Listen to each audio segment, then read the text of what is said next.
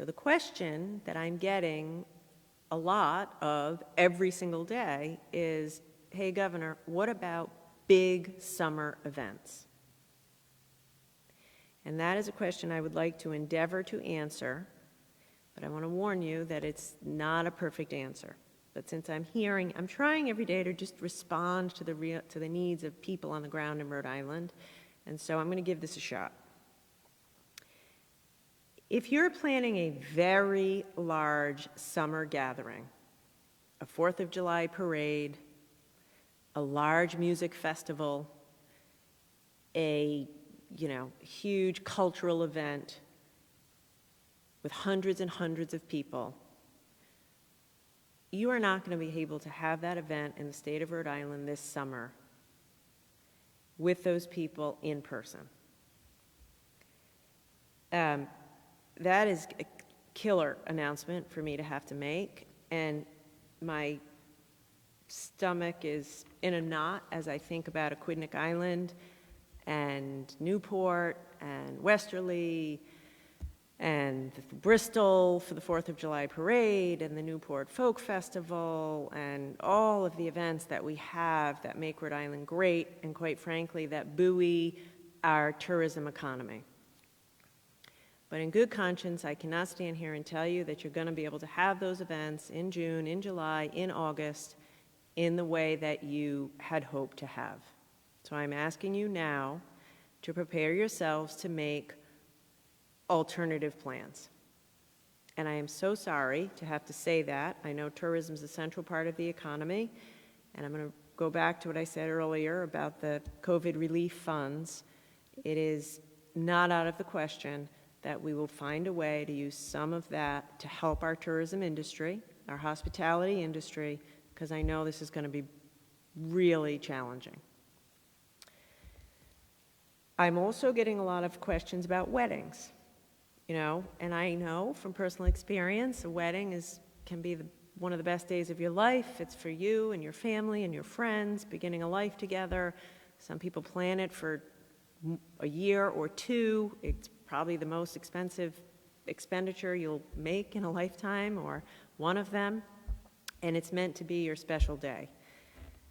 Having said that, if you are planning a summer wedding in June, in July, of greater than 50 people, it's not likely you're going to be able to have that wedding in person this summer in Rhode Island if it's 50 people or more. There's an outside possibility that when we get to August, we might be in a place where we lift the social gatherings from, say, 50 to 100. And so it's possible that in August you could have a wedding with 100 people, but I can't promise you that now. And so I wanted to start the business of letting you make your plans.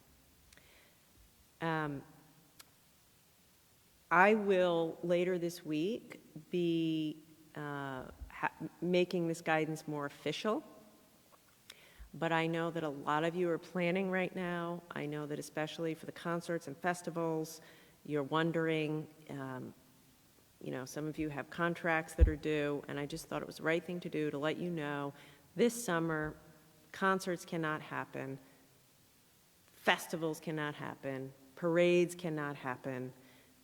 It's just not safe, especially if we want, as I do, to get our kids back to school in the fall.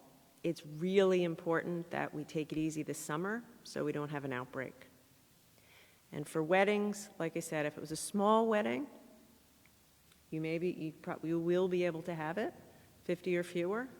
But if you were planning a wedding with hundreds of people, you probably want to think about rescheduling.